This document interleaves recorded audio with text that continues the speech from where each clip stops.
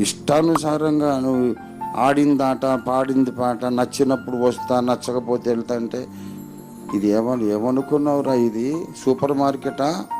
పరలోకపు దేవుని సైన్యం. జాగ్రత్త. నేను చెబుతున్నా, నేను ఒక్కడనే ఉంటే నాకు ఎంత సంతోషమో, కోటి మంది ఉన్నా అంతే సంతోషం. కోటి మంది ఉంటే నాకు ఎంత ధైర్యమో, నేను ఒక్కడిని ఉన్నా అంతే నాకు ధైర్యం.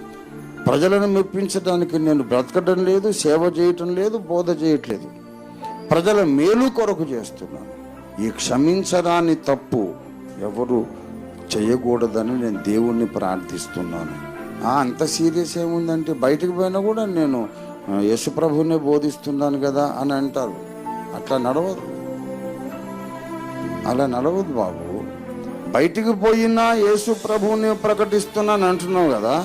దేవుని ప్రశ్న ఏంటంటే, ఈ యేసునే ప్రకటించేటప్పుడు బయటికి పోవాల్సిన అవసరమే ఉంది. నువ్వు కొత్త రక్షకుడిని ఏం ప్రకటించట్లేదు, కొత్త సిద్ధాంతం ప్రకటించట్లేదు. కొంతమంది అంటున్నారు, మేము ఇండిపెండెంట్గా ఉండి మేము కూడా ఇంకా సత్యంలోనే ఉన్నాం, సత్యం నుండి బయటికి పోలేదు అంటున్నారు. అట్లా కుదరదని చెబుతున్నాను నేను. చాలా డేంజరస్ మిస్టేక్ చేస్తున్నారు మీరు.